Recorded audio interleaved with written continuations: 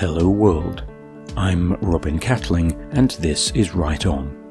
Join me in my author journey as I delve into the craft of writing, bringing you tools, tips and lessons learned the hard way so you don't have to.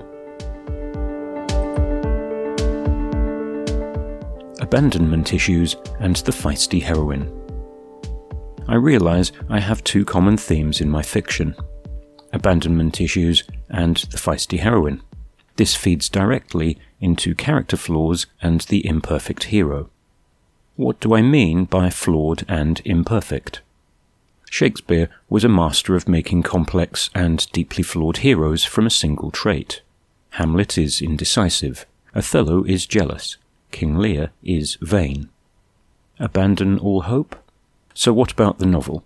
Here are some examples. Pip, in Great Expectations, has abandonment issues because of the death of his parents and the ghastly intolerance of his aunt.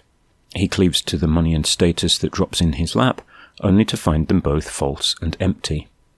Scrooge is covetous of money, because it's the only thing he can hold on to. All human affection deserted him at an early age, making him the miser of A Christmas Carol.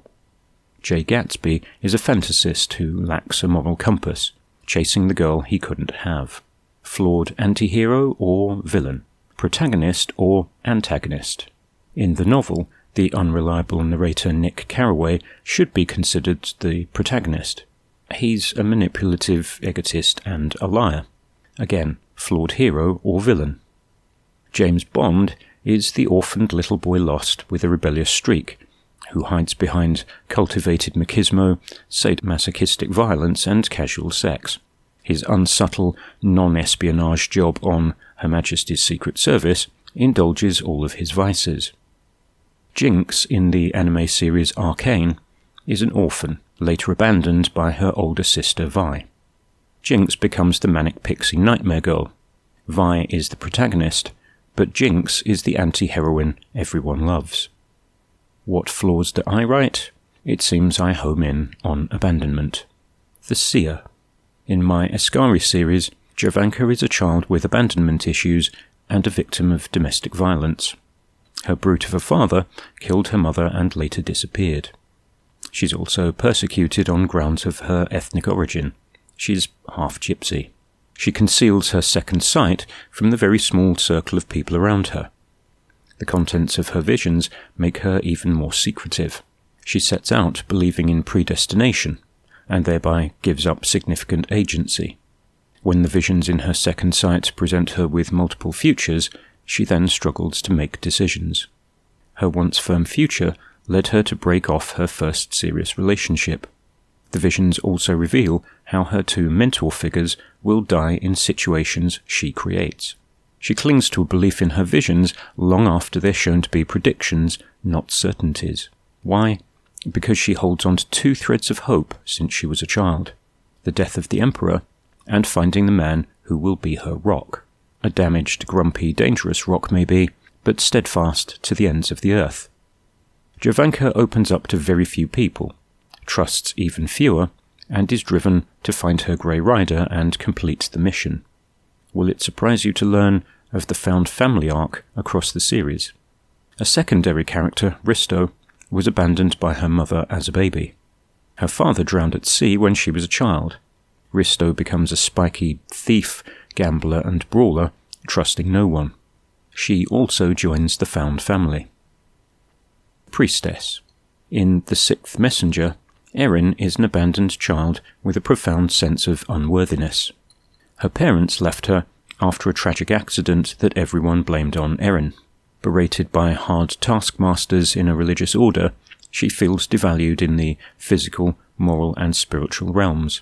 Her frenemy in the order rebelled and left Erin behind as a teenager. Erin might have found her way out, except her only serious boyfriend died, another abandonment. Then her mentor died, and Erin carries that as a personal failure. I piled on Erin's abandonment issues to the point where even the character sees herself as Sister Frost, the name whispered by everyone around her. She resists forming any kind of relationships in order to avoid pain. Her extreme self-sufficiency suppressed emotions and mission-oriented focus makes her an ideal covert operative, until she begins to question the mission. The Seeker. And in Cams and Knights, 15-year-old Yari loses her mother to the pestilence, while the Emperor arrested her father. She scours the lists of the vanished, trying to find him. Yari is also detached and distrustful, although she does have a friend and a host family. Her special ability? She sees the lies that everyone tells. Through the book, she builds a found family with Risto, the disgraced mercenary Mikhailut, another orphan, and the quartermaster from the castle, Ledron, another orphan. Recurring themes. I appear to have a recurring character trait.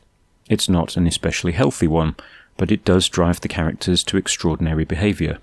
Most of them push people away as a pain avoidance mechanism. Jovanka is angry but driven.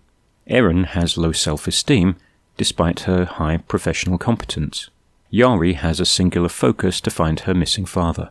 Each of them possesses a high level of self-belief that makes each of them a natural leader in their own way. In the first draft of The Vipers, Jovanka was a supporting character I needed for her magical abilities. Risto is a supporting character I first thought of 20 years ago. 4 stories in, she just won't go away. I imagined Yari as an alternative heroine who couldn't fight, magic, or intimidate her way out of trouble. I recognise Yari has a lot of Mattie Ross and Nancy Drew in her. 1 instance is an intriguing idea. 2 is more than coincidence. 3 is definitely a theme. Can I stop there? Apparently not. Brainstorming a short story last night, it took me all of 2 minutes to switch my protagonist from an existing male character. The new protagonist is a female recruit to the City Watch who's not taking anyone's BS. Another short story has existing side character Sorsha taking over the leadership of the local Thieves Guild. What's her issue? I'm not taking any bets.